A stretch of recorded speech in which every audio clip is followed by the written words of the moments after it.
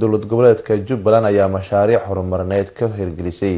deegaano dhawaan laga saaray maleeshiyada al-shabaab kuwaas oo ku yaala gobolka Jubbada Hoose sida warkan uu ku soo diray wariyaheena Aadan Maxamed Salaad Aadan Kismaayo. مسؤولين كترسن دولة جبلات كجبلان أيام ما أنت يوحي حركة كجرين حفيز عصب أو دولة جبلات كجبلان أي كير جلسة تولد يونتوي أو قياسي 5 كيلومتر لنا عوقوي مقالة كسماية كجبيجان هالكاس أو كم إذا ديجان ذي الدوان لقى صاري كوحة نبديت كا مناسبات كوبان أو لقوا قبتي جودها حرم تاسي أيها وحى هذا الله كوبان كسر شيء قار كم إذا مسؤولين تا دولة جبلات كجبلان هير قبل يهير دقمو أو هالكاس ما أنت جاري iyagoo markaa doonayay in ay xarig ka jiraan xafiisyada cusub ee dadka Yoontoy ku nool loogu talagalay in adeegyadooda kala duwan ay ku fushadaan ugu horeyn waxa munaasabada hadalkooban ka soo jeediyay xarag jarka kadib gudoomiyaha tuulada Yoontoy oo ka warbixiyay xaaladda isagoo sidoo kale ka mahad celiyay dhismaha xaruntan cusub waxaan maanta halkaan iskugu nimid xarag jarka xafiiska uu noo dhisay degmada Kismaayo iyo dawladda Jubbaland oo iswadata oo maanta nala taagan gudoomiyaha degmada iyo kan gobolkaba waxaan u mahad celinaynaa maamulkii Jubbaland oo xafiiska weyn oo sharafta badan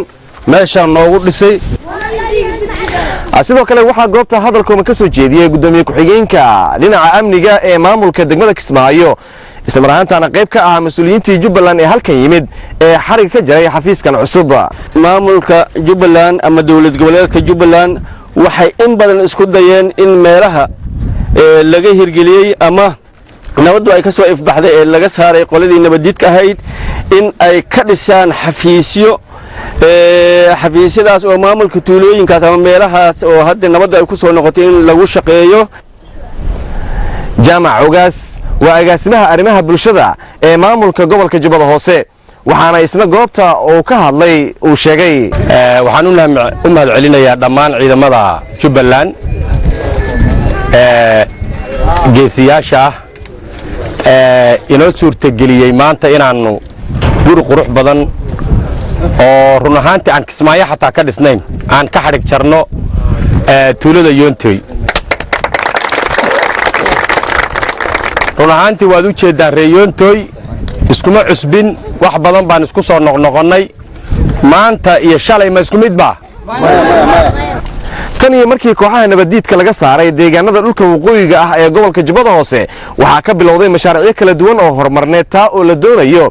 in dadka deegaanadaasi lagu gaarsiiyo nidaamka dawladnimada iyadoo xaruntan maanta Yoontoy laga hirgeliyay ay kamid tahay mashaariic dhowr ah oo la doonayo in laga hirgeliyo deegaankan Aadan Maxamed Salaad raadiyaha telefishinka qaranka magaalada Kismaayo.